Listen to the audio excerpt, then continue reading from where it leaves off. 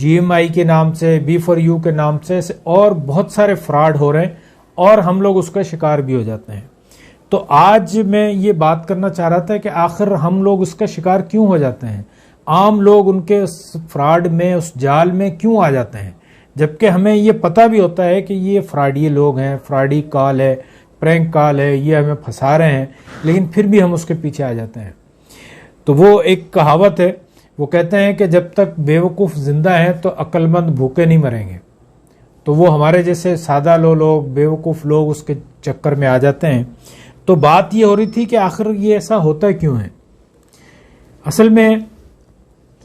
انسان کے اندر اللہ تعالیٰ نے کچھ خصوصیات بھی رکھی ہیں, جن میں ایک ہے خواہشات. وہ خواہشات ایک ایسا مادہ اللہ نے رکھا ہے, ایک ایسی عادت رکھی ہے, ایک ایسی ہیبٹ ہے انسان کی, ایک جسے نفس ہم کہتے ہیں, کہ جو انسان کو مقصد اپنا کام پورا کرنے میں آمادہ کرتی ہے. اس نفس کی جب خواہشات کی جب ہم پیروی کرنا شروع کر دیتے ہیں,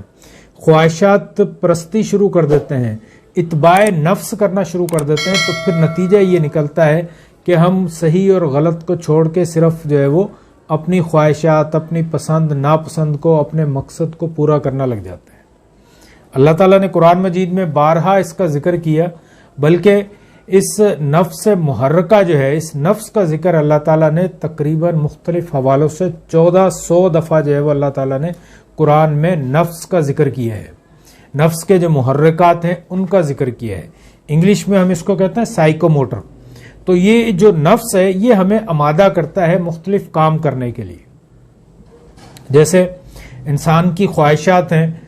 تو انسان اپنی خواہش جو ہے وہ جیسے جنسی خواہش ہے اس کو پورا کرنا ہے, جیسے کھانے پینے کی خواہش ہے اس کو پورا کرنا ہے. تو اس خواہش کو پورا کرنے کے لیے ہم پھر مختلف کام کرتے ہیں, جیسے انسان شادی کرتا ہے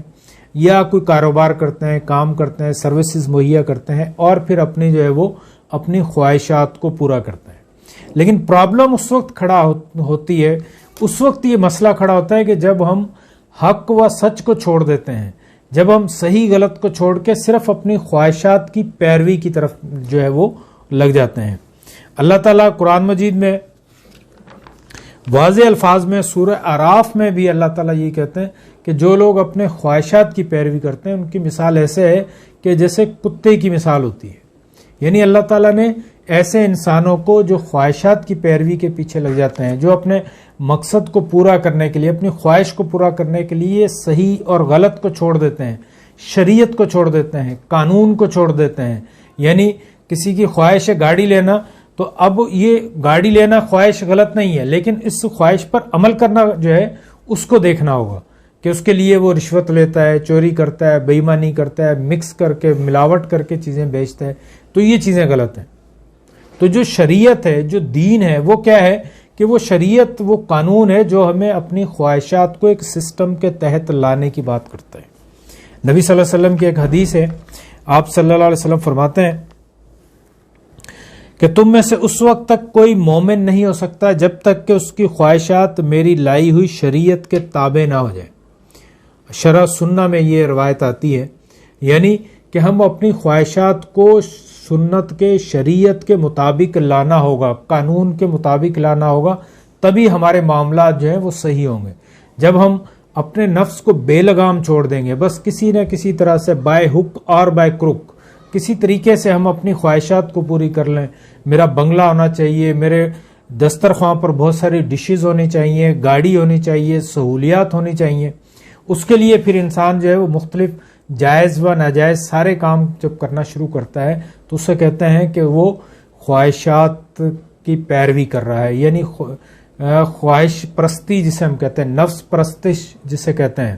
پرستش مطلب عبادت کرنا, یعنی نفس کی پرستش کرنا. یعنی نفس کیا ہے کہ جو خواہشات ہیں اس کی پرستش, اس کی عبادت, اس کے طریقے میں لگ جانا, اللہ کو چھوڑ دینا, قانون کو چھوڑ دینا, شریعت کو چھوڑ دینا اور اس کام میں لگ جانا.